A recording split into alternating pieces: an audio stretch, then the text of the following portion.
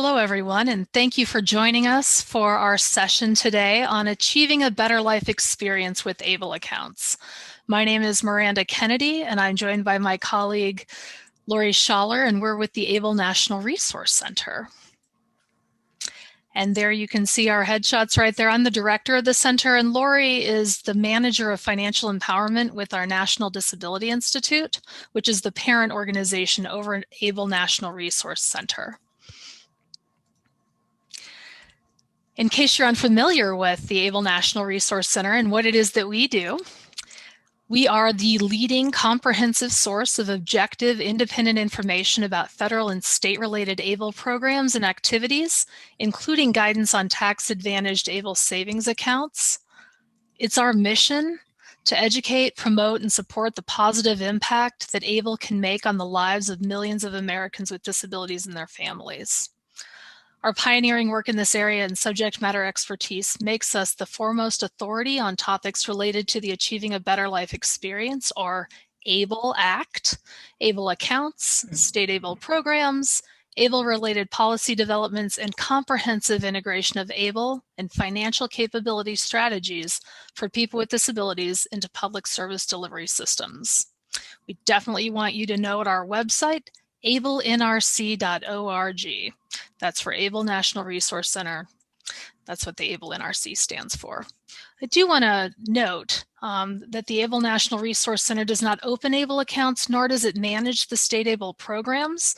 Our website's privately owned and not affiliated with the U.S. federal government, and we do provide a wealth of targeted resources and best practice guidance to support your use of ABLE accounts. But our staff doesn't provide case management on Social Security benefits or advice about investing in specific ABLE programs, but we do serve as a clearinghouse and best practices around ABLE and a lot of great resources we're going to be sharing with you today.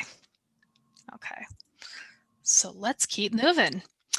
And with that, I'm actually going to turn things over to my colleague, Lori, to talk about why we're here today, because of those extra costs of living with a disability and what ABLE can do around that. So Lori, can you tell our audience, bring them up to speed on extra costs of living with a disability, which I'm sure many of them are quite aware of, but we have some recent data to share with them. So Lori?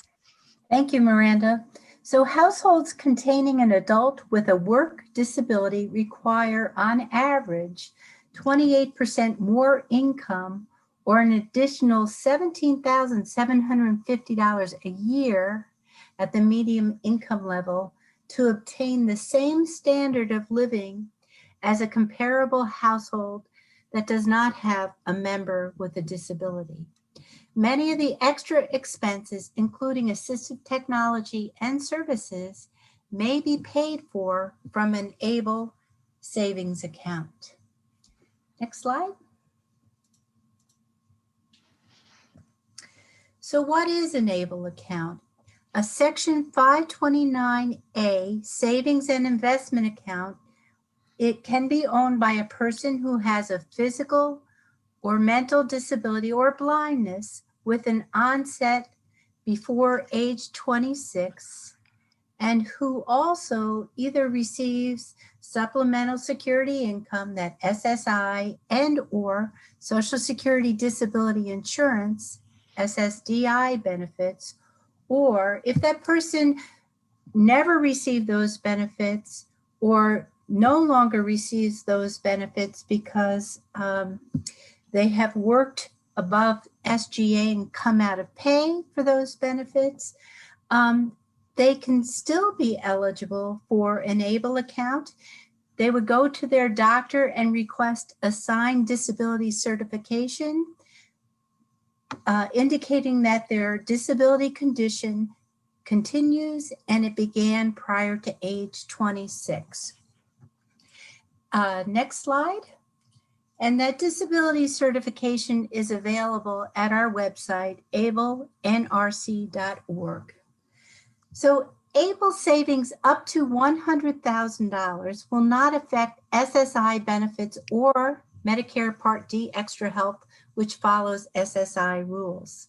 A person can have any amount of ABLE savings, and it will not affect the FAFSA, the free application for federal student aid, housing assistance through Housing and Urban Development like Section 8 programs, for example, Supplemental Nutrition and Assistance Program, the SNAP program, Social Security and Disability Insurance, SSDI, or Medicare or Medicaid savings programs, or any type of Medicaid benefit, including Medicaid waiver services. Next slide. So Lori, why don't I go ahead and take this one and talk about who can open an ABLE account. So those who can open an ABLE account, and this goes in the priority order, starting from the top, going to the bottom. Starting off with those eligible individuals with a disability who have a Social Security number or a taxpayer identification number. Those folks can open an ABLE account. Next in line would be a person who's been selected by the eligible ABLE account owner. And an important note here is that an eligible individual with legal capacity can delegate responsibility for any person to establish or to have signature authority over the account. Next up would be a person's agent under a power of attorney, conservator, or legal guardian. Next would be a spouse, a parent, a sibling, or a grandparent. And finally, a representative payee, or as an individual or an organization, can open an ABLE account. And representative payees are subject to all applicable Social Security Administration rules. Keeping in mind, of course, only one ABLE account can be opened, but this is the order in which those could come in and open an ABLE account. So let's take a look at, next up, how can an ABLE account be opened now that we know who can open an ABLE account? So ABLE accounts are opened online, and you can contact the ABLE plan for alternatives. We do provide resources to help individuals select an ABLE program, but those accounts, once they are opened, they're opened online. The online registration form itself takes less than 10 minutes to actually go through and fill that out. ABLE programs do require a person read the state ABLE disclosure document before they open the account, and that takes additional time beyond that 10 minutes. But it will provide very important information about making savings choices in an ABLE program, in addition to preparing to complete the online form. And there's really great content and information in those disclosure documents that will be very helpful for you. So once the account is opened, the account owner can grant others permission, which can be revocable, to access various levels of information about the account and/or to take specified actions on the account. So I'm actually going to hand it over now to Lori to talk to us about why would someone save in an ABLE account, Lori? So for many means-tested benefits, there's a resource limit of $2,000. Saving in an ABLE account allows the ABLE account owner to exceed this $2,000 limit and maintain eligibility for programs like the SSI, Medicaid, and other public benefits. ABLE savings up to $100,000 are not counted as a resource and will not impact SSI eligibility or monthly payments. ABLE savings of any amount, including above that $100,000, will not affect any type of Medicaid eligibility. Next slide. So ABLE account funds do not replace benefits provided by private insurance, FAFSA, HUD, Medicaid, Medicare, Social Security, Disability Insurance, or the beneficiary's employment, SSA work supports, vocational rehabilitation, employment and training, and other sources of benefits. So an ABLE account can be used to supplement the funding that comes from those other programs. And it is a best practice, of course, to always look to using other sources of funds first rather than using funds that are saved in a person's ABLE account. Okay, next slide. All right, I think this is my opportunity to share a story, and we have a few stories of ABLE account owners that we wanted to share with everyone. This one comes from a parent of an ABLE account owner, Lauren Hughes, who works as one of our ambassadors at ABLE National Resource Center.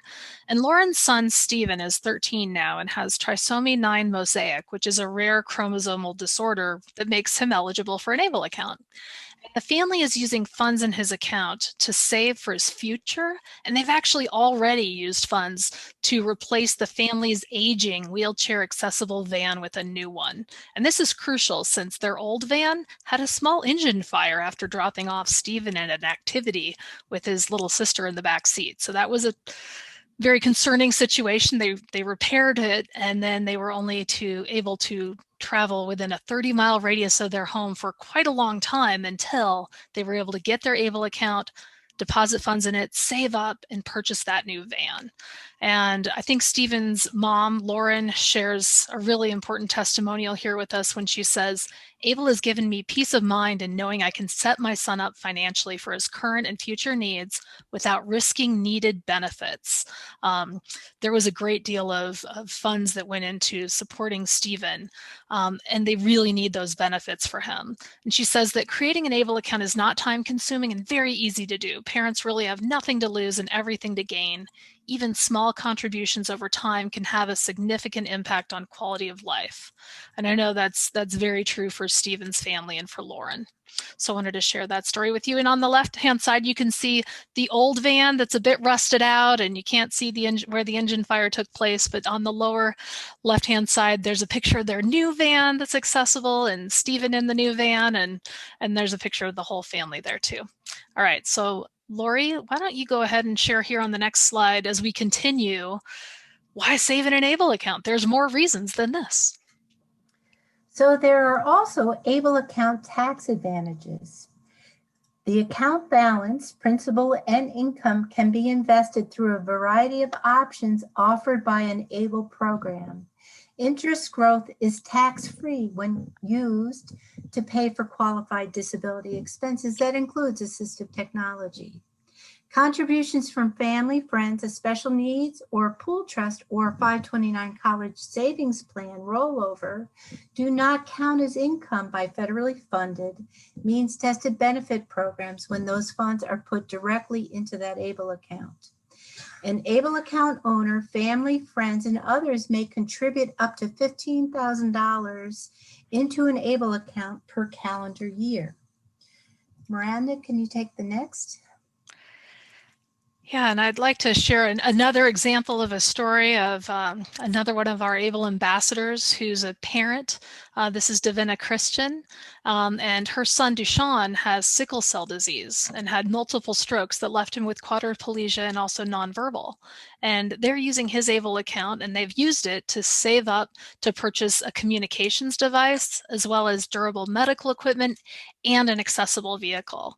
And when Dushan graduated from high school, his circle of support contributed to his ABLE fund for graduation. And you actually see Dushan's graduation announcement with information on how to deposit funds into Dushan's ABLE account that will not jeopardize his benefits as a way to celebrate his graduation from high school and help save up for some of those goals that they have.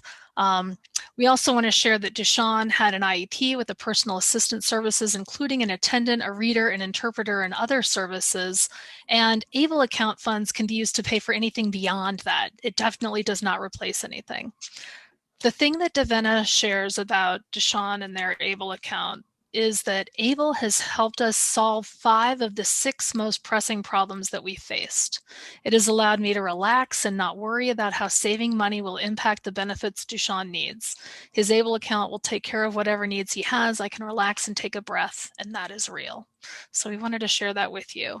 And I'm going to let Lori continue on with additional why save in an ABLE account. Great, thanks, Miranda. So an ABLE account owner who works and who does not participate in an employer-sponsored retirement account that calendar year may save up to an additional $12,760 from their earnings. So that means the $15,000 from all sources plus from their earnings up to an additional $12,760. That could be $27,760 saved in that ABLE account this calendar year, for example. Now it's a little bit more for residents of Alaska who work. That limit is $15,950, and for residents of Hawaii, that is $14,680. State ABLE plans allow over time savings of up to $235,000 or $529,000. So you can compare different ABLE plans at our website and decide which ABLE plan best meets your need. Next slide. Okay, great.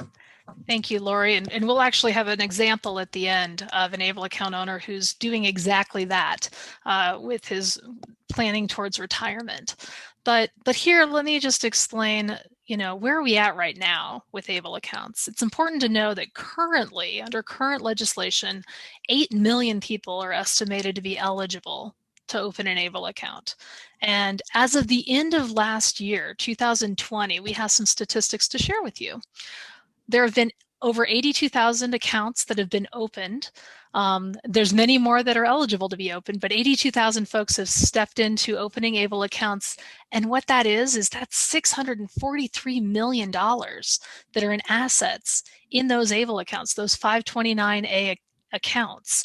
The average savings per ABLE account is $7,840. And keeping in mind what Lori was talking about earlier, and which I'm sure you are all aware of, the $2,000 limit on assets, that $7,840, that goes pretty far beyond that, right? And that's not inclusive of those folks who've saved up and maybe spent down funds after making a bigger purchase, like a vehicle or putting down a down payment on a home or such. All right. So I'm going to actually ask Lori, can you tell us a bit about countable income in terms of ABLE accounts and what that looks like? Sure. So an ABLE account is a protected savings account. Examples of income saved from the following sources still count as income by means-tested benefit programs, even when they are deposited directly into that ABLE account. So, of course, earned income and self-employment income, child support and maintenance, unearned income such as alimony, unemployment compensation, workers' compensation, a pension payment, retirement benefits, or 403B and a 401K distribution, and veterans benefits.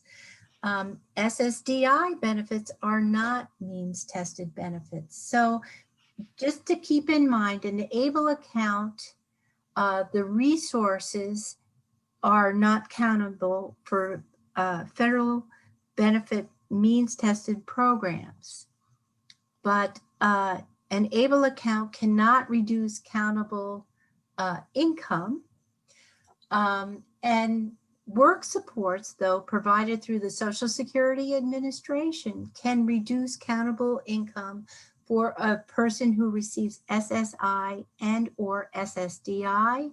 And to learn more, a person can go to choosework.ssa.gov. Okay, next slide, Miranda. All right, and I think I'm going to go ahead and share with everyone, we've been talking about those qualified disability expenses, QDEs, and what are those? So that was really, qualified disability expenses are meant to be interpreted very broadly by the IRS. And so here's a list of categories. There's not a list of every single thing, but if it's relevant to the individual, if it's going to be beneficial to them, it can also benefit others in their family. Like the example we gave of Stephen and that vehicle, guess what? Other people can travel in the vehicle that's been purchased to make Stephen's transport accessible. But here's a list we have for you, and I'm just going to go through this. And we do want to make sure folks are keeping their receipts for expenditures that are made out of their ABLE account within these categories. So the categories include assistive technology. Lori's going to give some more examples about that. It's one of the big reasons we're here at the Abilities Expo. Education expenses.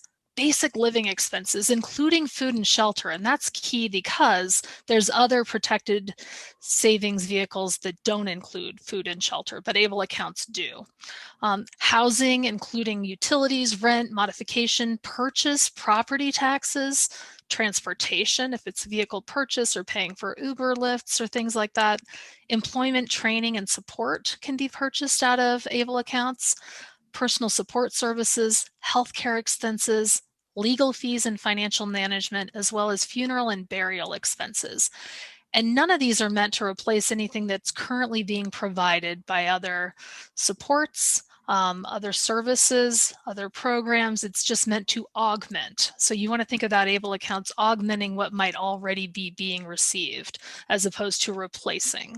And that last one, funeral and burial expenses, any outstanding expenses, including funeral and burial expenses, can be paid for out of an ABLE account. I know Lori's going to talk a bit more about that later. But with that, I'm going to hand it to Lori to tell us a little bit more about assistive technology in ABLE accounts. Lori? So assistive technology is any technology that can help any person with a disability perform an action that a person who does not have a disability can typically do, and that can include items such as computers and applications, hearing and vision aids, smart home systems and phones, speech devices, stair climbers, standing wheelchairs, home and vehicle modifications, adaptive recreation and therapeutic equipment, business equipment, and more. Assistive technology services include assessment, training and maintenance, repair, and upgrades to assistive technology. And all of that can be paid out of an ABLE account, right, Lori? Correct. Or there's another resource here I know Lori wants to share with folks as well. So you don't have to go to your ABLE account first, right, Lori? Here you go. Okay. So across the United States, there are alternative financing programs. If you contact your AFP, Alternative Finance Program, they can provide a referral to you to let you know what grant or other source of funding can help you to purchase assistive technology and save your money, including money that you have saved in your ABLE account. In the event there is not a grant or other source of funding to cover the purchase of assistive technology, these programs can provide affordable loans for the purchase or refinance of assistive technology. And interest rates are very low. They range between 0 to 8% across the United States. And some of the programs offer opportunities that a person can begin to save money in a protected account, and they will match the person's savings to help reduce that person's out-of-pocket expense for purchasing assistive technology. And these loans that are provided offer a way to develop or improve credit. So to find your local alternative finance program, you can go to the National Disability Institute website to the Assistive Technology Loan Program, and you'll see our information listing all of the programs nationally. There's about 40 programs across the United States. Mm-hmm. Okay, Miranda, next. All right, on the next slide, I'm going to share a couple of different stories, but before I do that, Lori, one quick question. If you're paying down those loans on assistive technology, one of those nice low interest rate loans, can you use your ABLE account to do that? Yes, a person can use their ABLE account savings to make monthly payments. Okay, great. We just want to be pointing people in the direction of some of the best practices, right, Lori? Yes. Okay, great. And I'm going to share two more slides, one from a parent of an ABLE account owner and then another from an ABLE account owner when we're talking about some of that assistive technology, adaptive technology. So on this slide, you can see we've got Denise Geringer, who's the parent of Jacob, who is a young man in his 20s who has Down syndrome and who's really diligent about saving money in his ABLE account because just like other 20-somethings who live with their parents, Jacob can't wait to move out of mom and dad's house. And his goal is to purchase his own home with a yard for his dog Miller, who you can see there there wearing the sunglasses that are very patriotic. And Denise shares, and you also see Jacob with an adaptive bike that helps him get to and from employment and other activities that he enjoys. So Denise shares that as a parent, I want to make sure that the resources are available for Jacob to live as independently as possible. When the time comes for his siblings to become his primary support, when my husband and I are no longer able, we want to make sure their lives will be not be burdened financially. So that's Denise's perspective. And I also want to share from our ambassador and Able account owner, Katie Oliver, who is in her 30s and has cerebral palsy, which makes her eligible for an Able account. Katie works full-time and is on the Medicaid buy-in program, and she's using her Able account to save for disability-related equipment and to design and build her dream HGTV quality accessible home. And what she'd like you to know about Able accounts is that the process of getting an Able account is pretty painless. It seems counterintuitive to everything we've been told. I'm a living, breathing example that this does not count against you. I'm getting the same services as before. It doesn't count against you, and unlike a trust, it isn't expensive. And we can see Katie there with her husband, Brandon, and their 2 cats. All right. So I just wanted to share a couple of those stories because we really want to make this real for everyone who's watching and give a lot of different examples of how folks are using these Able accounts and how they're improving their quality of life. So I'm going to go next to a slide here to share how can Able funds be used for COVID-19 related expenses. And this is very prevalent right now. We know folks have been opening and contributing to Able accounts, especially with keeping in mind what's happening with COVID-19. And they're using those accounts to pay for things like personal protective equipment, delivery charges for food, prescriptions, and groceries, using those debit cards they might have, those prepaid cards to do that, to facilitate that. Also, any housing expenses for primary residents, as well as expenses to stay in a hotel, to shelter in place in any high-risk situation they might be in, as well as to cover healthcare costs such as deductibles, copays, or other charges, or for private personal care or attendance services.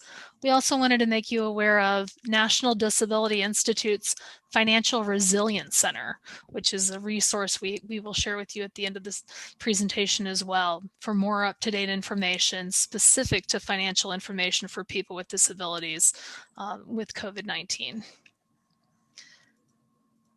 So Lori, can we talk a little bit about when is the best time to open an Able account? So as soon as possible, that would allow a person to save and grow their investments over a longer period of time. So they have more money saved, of course, over time. So a parent or a grandparent can open an Able account for a child who is born with a disability, for example. Maybe the appropriate time is when a youth attending school is preparing their IEP, their individual education plan. That can include informing that youth about the availability of Able accounts so that youth knows that when they begin to work and earn money, they can save their money in that account without impacting their public benefits in terms of a resource. When someone says to a person, gee, you're going to need to spend down your savings, well, those monies can be deposited into the Able account and then they will not be counted as a resource. And an Able account can be opened when the $2,000 resource limit is holding someone back from being able to save to meet their basic needs and for plans in the future to be able to keep themselves safe, to be able to reach their financial goals. Next slide. And so then when a person is working, they may have extra money that then they could save in their Able account. If a person is falling between the cracks and is not qualifying for services, maybe they have too much money saved as a countable resource, that money could be saved in an Able account, reducing, therefore, their countable resources. Maybe that person has family or friends who would really like to help them out, but they're afraid to give that person money, like to help pay for food or for housing, because otherwise perhaps that would reduce that individual's SSI. Well, instead, that family member or friend could deposit monies directly into ABLE account, and the person could use those monies then to help afford expenses, even like food and housing, without that ABLE account impacting that person's SSI benefit. And maybe that person has too much money saved as a countable resource, and they can deposit their money into an ABLE account to become eligible for Medicaid or to maintain their eligibility for Medicaid. Maybe someone is about to receive an inheritance or insurance settlement of up to $15,000. Well, that money could be saved in an ABLE account if they hadn't already contributed other monies into their ABLE account this calendar year. So we're meeting some people, they get a large payment from an inheritance or a settlement. So maybe that person is opening a special needs or a pool trust in addition to an ABLE account. And then the special needs or the pool trust can deposit up to $15,000 into that person's ABLE account each calendar year. Mm-hmm. And maybe the person has savings or a spending goal. Well, money saved in an ABLE account can help them to reach those goals. And we meet many, many people that in order to maintain eligibility for a public benefit, perhaps Medicaid, they're limited in how much money they can save, even in a retirement account. So having an ABLE account and saving in that ABLE account for retirement can help that person to meet their retirement savings goal.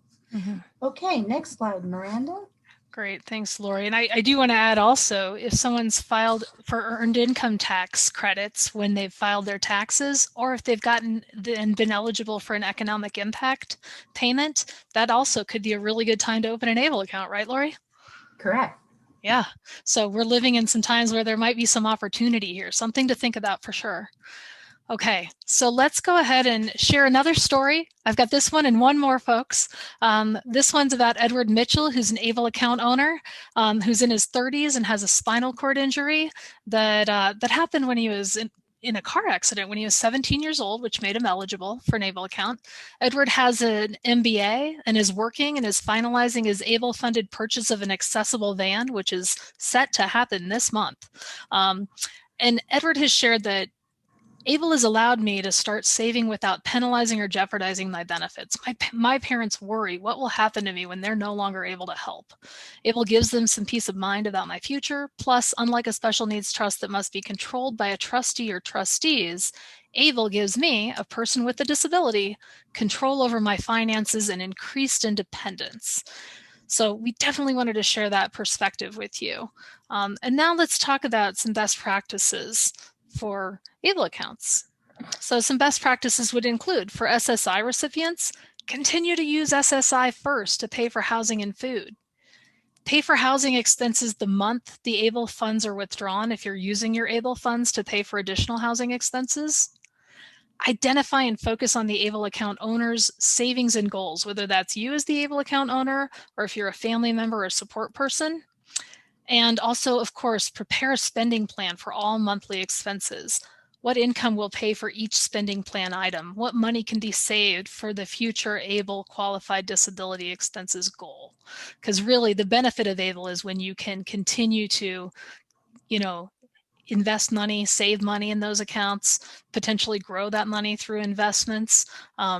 Those are some things to think about. And I'm going to ask Lori to share what are some best practices around ABLE with assistive technology. Great. So in many cases, a school district may be responsible for providing assistive technology when included in an individual education plan for a student of that school district. Assistive technology needed for employment may be provided by an employer, vocational rehabilitation program, Commission for the Blind, or the Department of Labor. And then the Social Security Administration has work supports for people who receive SSI and or SSDI benefits. And some work supports can when the person purchases assistive technology towards their employment, those could be considered blind work expenses for that individual who is blind, and that reduces their countable income. Or perhaps impairment-related work expenses when the person pays, for example, transportation expenses out of their pocket from their ABLE account, that also qualifies as an impairment-related work expense that can reduce that individual's countable income so that they stay in pay longer for their SSI and or SSDI. For people who receive SSDI, there are subsidies that could reduce that person's countable income. And then there's the plan for achieving self-support, so that if someone, for example, needs a computer to go to college, or maybe they need a vehicle to be able to go to college, or an internship, or get themselves to their job, that person can apply with the Social Security Administration for a PASS plan, a plan for achieving self-support, and that person is allowed to stay in pay status longer so that they have extra money that they can use to purchase those items that they need in order to reach their employment goal. And this can help a person retain their benefits longer while purchasing assistive technology. And the Social Security Administration has a publication that can inform us about those ways. It's called 4 Ways to Obtain Assistive Technology. So if you Google that or click on this link, you'll find that website. And then we urge everyone to research the availability of grants specific to your disability. So for example, here in New York State, we've prepared an AT resource guide that can inform residents of grants available specific to a disability, a person's disability, or that a person may be eligible for in their state to help them purchase assistive technology. And of course, a person can use an alternative financing program, an AFP loan, as an affordable alternative to AT financing terms with, again, interest rates of 0 to maybe 8% interest, even for individuals who may not have a credit score. Or if a person has a low credit score, they may be eligible for a loan. Okay, and so then there's related to ABLE accounts. People ask, well, I'm on Medicaid. Is it okay that I own an ABLE account? What are the implications if I receive Medicaid benefits since the time I have opened my ABLE account? So upon the death of the ABLE account owner, the state Medicaid program can choose to file a claim for Medicaid expenses paid since the ABLE account was opened. If the ABLE account owner did not receive Medicaid since they opened their ABLE account, there is no Medicaid payback provision after that person passes away. If Medicaid buy-in premiums were paid by the ABLE account owner, they are deducted before the Medicaid payback is implemented. And before Medicaid payback, when that ABLE account owner passes away, the ABLE account can be used to repay any outstanding qualified disability expenses that that ABLE account owner had, including funeral and burial costs. And this law regarding Medicaid and ABLE accounts does not require a state to file for Medicaid payback. And in fact, some ABLE plans have waived Medicaid payback for their state's residents when they pick that state ABLE plan. So any remaining balance within that ABLE account is then distributed to the successor designated beneficiary, or if there is none, to the ABLE account owner's estate. So when a person, for example, opens an ABLE account, they can inform that ABLE plan in the event that they pass away, where they want those monies to go to, what beneficiary they want that money to go to, can be designated at that time, or the person can complete that information within their last will and testament. Okay, next slide, Miranda. All right, thanks, Lori. I'm going to share a story about ABLE account owner Shane Wegner, who is not on any means-tested benefits. So what does this mean for Shane, as an example? Shane is a Tennessee ABLE account holder who lives in Minnesota, because you can do that. Many of the ABLE programs are open to non-state residents, although Tennessee has now closed their borders, but Shane got grandfathered in. Shane's actually a legal resident of the US, so having moved here from Canada, being a Canadian citizen, but being a legal resident of the US, Shane is still eligible to open an ABLE account. He is a law student working full-time and is not receiving any means-tested benefits, as I mentioned. The funds going into Shane's ABLE account come from employment earnings, and the goal is retirement. So for Shane, many of the things we've talked about are not going to be applicable. It's what Shane has to share is that I use my ABLE account as a tax savings vehicle, and as much as it offers a Roth-like quality beyond a regular Roth IRA, I contribute to the account and have no plans to withdraw from the account until I retire. So we really wanted to show the breadth of different examples and stories through these ABLE account owners and family members who opened up ABLE accounts for their family member. And we just wanted to give you some of those real examples. I do want to go back to what Lori was talking about with the Medicaid payback. If, unlike Shane, Medicaid payback could potentially apply to you if you're not in one of those states that have waived that, here are two examples on these next slides of things to think about. In terms of best strategies. So you could use your ABLE account to build up funds for specific purchases, like we've been talking about, such as an expensive assistive technology, vehicle, or home purchase. You can also use it certainly to support your financial freedom to go above the $2,000 resource limit. Additionally, you can use it for smaller purchases, or once you've made bigger purchases. You know, we've seen people where they keep their ABLE account after they've made those purchases below the $10,000 to cover outstanding bills, funeral, and legal expenses upon death. So just something to think about. And with that, I'm going to move forward and just share, what we have here for you. So the ABLE National Resource Center, we're here to support you. We have our website, ablenrc.org, where you can find educational materials, including free online webinars, best practices. We've got a newsletter. We have ABLE account owners and stories. We've got podcasts. We've also got side-by-side comparisons of the various ABLE plans and frequently asked questions, because we get lots of those.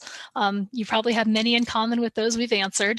I want to show on this next slide, we've also got our roadmap to ABLE, which is the roadmap to ABLE enrollment, which covers what is ABLE, who's eligible, how can funds be used, how do I open an account, and how do I manage my account. So each of those will, in 3 to 5 minutes, walk you through and set you into a path of moving forward to opening an account if you're eligible.